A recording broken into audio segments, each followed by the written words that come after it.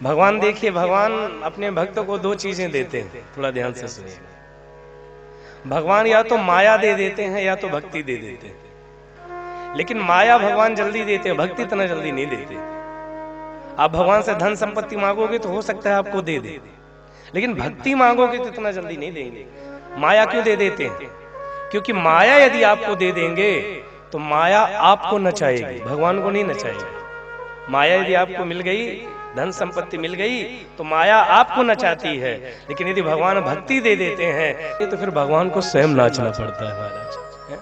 फिर तो ताही अहीर की छो हरिया छछिया भर छाछ पे नाच नचाए। इससे भगवान कहते हैं माया ले जाओ, लेकिन भक्ति इतना जल्दी भगवान नहीं देते। भक्ति तो तभी देते हैं जब पहले ठोंक बजा के भक्त को देख लेते हैं। थोड़ा विचार करो कि एक मिट्टी का घड़ा भी गर्मी में लो तो ठोंक ठोंक के लेते हो, है? तो भगवान अपनी भक्ति इतना जल्दी कैसे दे देगा? वो भी पहले भक्त के हृदय को ठोंक ठोंक कर देखता है कि मेरे लायक है कि नहीं। महाभारत के प्रसंग में अर्जुन ने कहा कि प्रभु आप अपनी भक्ति किसको देते हो?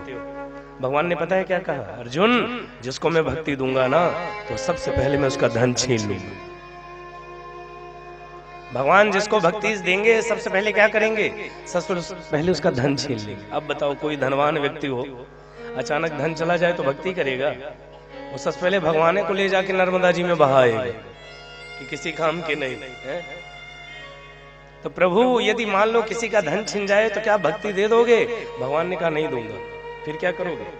भगवान ने कहा धन छीनने के बाद भी यदि वो मेरा भजन करता रहा तो भक्ति नहीं दूंगा, फिर मैं उसको असाध्य रोग दूंगा। असाध्य रोग मतलब ऐसी बीमारी दूंगा कि डॉक्टर के चक्कर ही लगाता जाएगा, तब भक्ति दे दोगे? भगवान ने कहा भी नहीं दूंगा। फिर क्या करोगे? भगवान ने कहा फिर मैं उसकी ऐसी दशा लाऊंगा कि बिस्तर में ही मलमूत्र त्यागने लगेगा, तब भक्ति दे दोगे? भगवान ने कहा भी नहीं दूंगा। मलमूत्र त्यागेगा और फिर भी मेरा नाम लेता रहेगा तो लोग उसको देखने जाएंगे और कहेंगे देखो इतनी भक्ति करता था फिर भी बिस्तर पर मलमूत्र त्याग रहा है। और इतना सुनकर भी यदि वो मुझे पुकारता रहा आंख से आंसू बहाते हुए तो भक्ति नहीं दूंगा, फिर जाकर मैं उसको अपने हृदय से लगा लूंगा। महाराज, इससे भक्ति की धारा इतनी सरल नहीं है। हर पल तुम्हारी याद आती रहे कान्हा, आती रहे तेरी छवि मन को लुभाती रहे। हर पल तुम्हारी याद आती रहे कान्हा, आती रहे। सत्य बताइए, कभी इसको याद करके देखिए तो सही। याद में भी बड़ा सुख मिलता है महाराज। मिलन का सुख क्षणिक होता है, लेकिन याद का सुख तो हर पल में होता है। उद्धव जब गोपियों को समझाने लगे कि गोपियों उस ब्रह्म का ध्यान करो, तो गोपियों ने पता है क्या कहा? गोपियों ने कहा उद्धव क्या तुम्हारा ब्रह्म हमारे साथ रास रचा सकता है? क्या तुम्हारा ब्रह्म हमारा माखन चुरा सकता है? क्या तुम्हारा ब्रह्म आकर हमारी मटकी फोड़ सकता है? क्या तुम्हारा ब्रह्म आकर हमारी गैया को चरा सकता है? तो ऐसे ब्रह्म को हम क्या भजे महाराज? हम जीवन भर कृष्ण की याद में जीवन बिता देंगे, लेकिन कृष्ण के अलावा किसी ब्रह्म को जानेंगे नहीं। ये ब्रज की लता पताओं में अपने जीवन को गुजार देंगे, लेकिन कृष्ण के अलावा कभी किसी के बारे में सोचेंगे नहीं। और गोपियों ने क्या कहा उद्धव से? कन्हैया कन्हैया पुकारा करेंगे, लताओं में ब्रज की गुजारा करेंगे। कहीं तो मिलेंगे वो बांके बिहारी, कहीं तो मिलेंगे वो बांके बिहारी।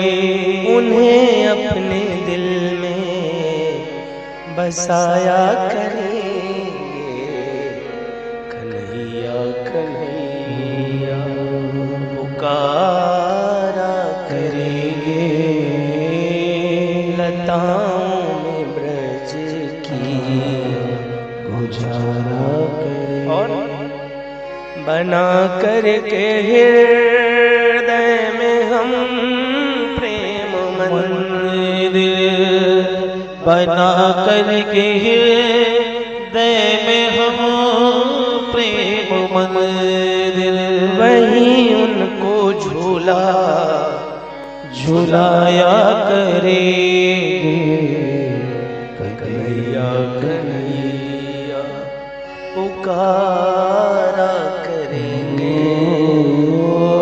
लताओं में ब्रज की गुजारा करेंगे। जिसने कृष्ण के अलावा किसी को जाना नहीं महाराज, जिसने अपना सर्वस्व कृष्ण को अर्पित कर दिया।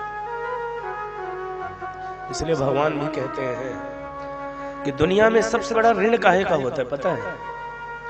धन दौलत का ऋण तो आप एक ना एक दिन चुका सकते हो, लेकिन दुनिया में सबसे बड़ा ऋण होता है तो प्रेम का ऋण। और भगवान कहते हैं गोपियों, मैं तुम्हारे प्रेम के ऋण से ऋणी हूं, मैं केवल तुम्हारे प्रेम के ऋण से ऋणी हूं। तो कभी उस परमात्मा को याद करके तो देखो, और याद में भी बड़ा सुख मिलता है महाराज। भागवत में 6वें स्कंद में एक भक्त का चरित्र आता है जिसका नाम है वित्रासुर। वित्रासुर ने 4 श्लोकों में भगवान की स्तुति करी, और 4 श्लोकों में स्तुति करने के बाद जब मांगने की बारी आई तो वित्रासुर क्या कहता है? ननाक प्रेष्ठम न च परमेष्ठम न सार्वभौमं न रसाधिपत्यं न योग सिद्धिर् न पुनर्भवं वा समञ्जसत्वा विरहैकांक्षे। वृत्तासुर कहता है ननाक पृष्ठम न च पारमेष्ठम न सर्वभौमम न रसाधिपत्यम न योग सिद्धिर न पुनर्भवम वा समञ्जसत्वा विरहैकांक्षा। मुझे एक ही चीज की आकांक्षा है, मुझे योग नहीं चाहिए, मुझे सिद्धि नहीं चाहिए, मुझे वैकुंठ नहीं चाहिए, मुझे पाताल नहीं चाहिए, अतल वितल रसातल तलातल नहीं चाहिए, भू भुवः मह जन तप सत्यलोक नहीं चाहिए। तो भगवान ने कहा भले आदमी तो तुझे चाहिए क्या? तुझे वैकुंठ नहीं चाहिए, सिद्धि नहीं चाहिए, तो चाहिए क्या? यही बता दे। तो कहता है समञ्जसत्वा विरहैकांक्षा, मुझे आपका विरह चाहिए। भगवान ने कहा दुनिया चाहती है कि मैं मिल जाऊं और तू चाहता है मुझसे विरह हो जाए, मुझे विरह चाहिए। तो भगवान ने कहा तू विरह चाहता है? तो वित्तासुर कहता है प्रभु मिलन का सुख तो एक पल में एक पल का है, किसी से आप मिलने की आशा रखो, मिल जाएगा तो चंद घंटों का सुख हो, लेकिन विरह का सुख तो प्रतिक्षण में है महाराज। विरह का सुख तो पल पल में है। ये भागवत कथा सुनने के बाद आपके जीवन में भक्ति आ जाए बहुत बढ़िया, ज्ञान मिल जाए बहुत बढ़िया, लेकिन भागवत सुनने के बाद यदि कृष्ण से प्रेम नहीं हुआ तो भागवत सुनने का कोई अर्थ नहीं रह जाएगा महाराज। अच्छा बजाना हो तो जोर से बजाया कर, पता तो चले कि सब जग रहे हो। तो विरह है ये कांक्षा। वृत्तासुर ने भगवान से विरह मांगी, क्योंकि याद का सुख बड़ा अद्भुत होता है महाराज। एक भजन सुना है ना आपने, याद आती है तो क्या होता है?